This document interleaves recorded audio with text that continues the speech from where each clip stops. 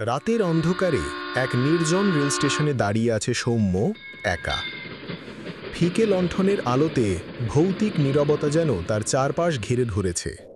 যাত্রার শেষে পৌঁছল সে ঝাড়গ্রামের ঘন জঙ্গলের ভেতর, ভাঙাচোরা এক পুরনো ডাকবাংলোর সামনে। দেয়ালে শ্যাওলা, জানালা ভাঙা, চারপাশে কেবল অন্ধকার আর অজানা ভয়ের ছায়া। হঠাৎ বাংলোর অন্ধকার করিডরের শেষে দাঁড়ানো এক রূপ।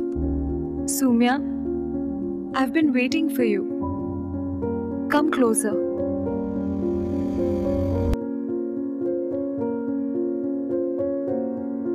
সৌম্য ধুলো জমা ঘরে বসে চোখ রাখল অপরিচিত সেই তরুণীর দিকে।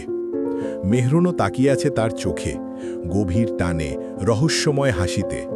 মনে হচ্ছিল তাদের মধ্যে অদৃশ্য কোনো যোগসূত্র বোনা হয়ে গেছে। মেহরুন আলতো করে বাড়িয়ে দিল তার হাত, ছুঁয়ে দিল সৌম্যের হাত। বরফের মতো ঠান্ডা সেই স্পর্শে শিউরে উঠল সে।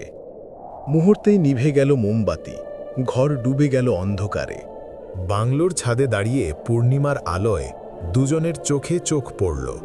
ভয়ের মাঝেও টান, আতঙ্কের মাঝেও অদ্ভুত এক আকর্ষণ, যেন মৃত্যুকেও হার মানানো অচেনা সম্পর্ক। হঠাৎ মেহরুন তার ঠোঁট রাখল সৌম্যের ঠোঁটে। বরফের মতো ঠান্ডা সেই চুম্বনে কেঁপে উঠল সে। চাঁদের আলোয় বাংলোর ভয়ঙ্কর ছায়াগুলো যেন নড়ে চড়ে উঠল। ধুলো জমা দেয়ালে ঝোলানো একটি পুরনো ছবি, কনের সাজে মেহেরুন। স্তব্ধ হয়ে গেল সৌম্য, চোখে আতঙ্ক, শরীরে ঘাম। সে কি তবে মৃত? মুহূর্তেই বদলে গেল তার রূপ। মুখ বিকৃত, চোখ রক্তলাল, দাঁত ধারালো। শাড়ি ভেসে উঠল, লম্বা চুল বাতাসে উড়ল। মাটি থেকে ভেসে উঠল মেহেরুনের দেহ। ভয়ঙ্কর শক্তিতে সৌম্যকে জড়িয়ে ধরল সে। মুক্তি পাওয়ার চেষ্টা করেও পারল না। তার চারপাশে অদ্ভুত গুঞ্জন, যেন অদৃশ্য আত্মারা ছায়ার মতো ঘিরে ধরেছে। মেঝেতে অচেতন সৌম্য, জানালার পাশে দাঁড়িয়ে মেহেরুন, চোখে গভীর দুঃখ।